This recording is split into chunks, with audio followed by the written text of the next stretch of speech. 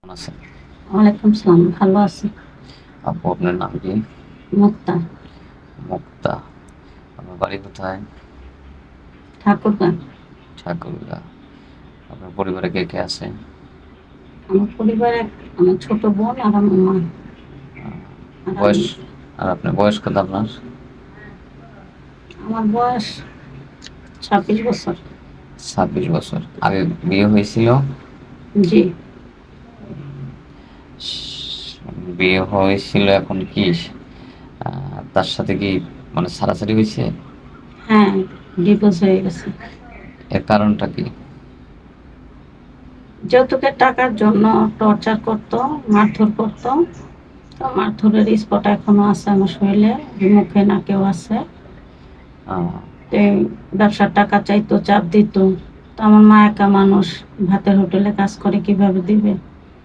আহ, 100-150 টাকা পায়, এ দিয়ে আমরা আর কি চলি। এর জন্য দিতে পারে নাই, তার জন্য মানে ভীষণ অত্যাচার বেড়ে গেছিল। আহ, বেড়ে যাওয়ার কারণে অনেক মারধর করছে, হসপিটালে ভর্তি ছিলাম। তারপর তারপর হসপিটাল থেকে 3 দিন পর আমার আম্মা আসছে, আনার পর আর দেয় নেই। আহ।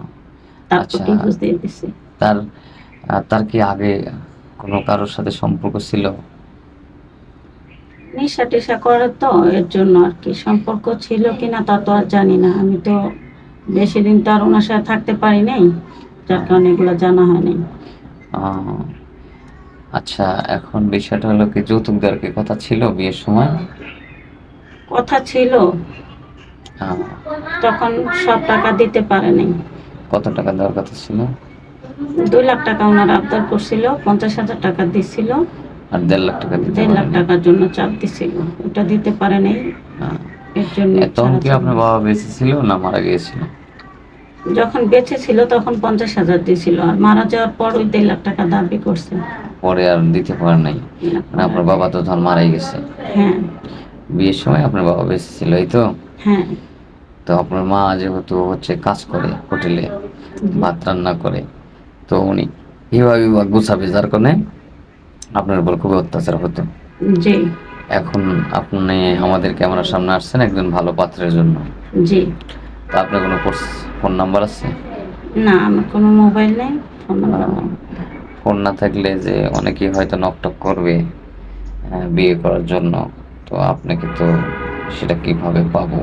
আপনাদের কাছে আসলেই তো আমাকে পাবে, ও, আপনাদের সাথে যোগাযোগ করলে আমাকে পাবে। আচ্ছা ঠিক আছে, সেটা না হয় করলাম। এখন হচ্ছে কেমন ছেলে চাচ্ছেন আপনার লাইফ পার্টনার হিসেবে?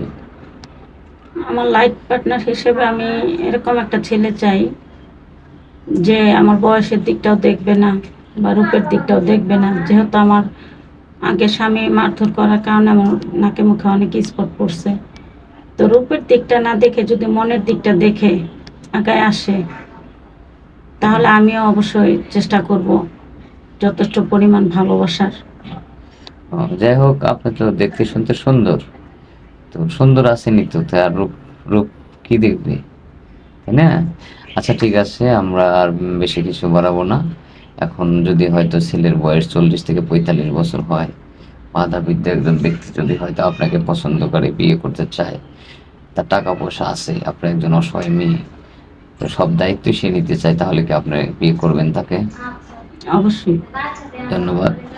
সুপ্রিয় দর্শক, মেয়েটার কোনো পার্সোনাল ফোন নাম্বার নাই। কোনো সহৃদয়বান ব্যক্তি যদি এই মেয়েটাকে বিয়ে করতে চান, তাহলে আমাদের স্ক্রিনে আমাদের ইমো নম্বর দেওয়া থাকবে। কেউ অযথা ভিডিও কল দিবেন না। ভালো থাকবেন, সুস্থ থাকবেন। আল্লাহ হাফেজ।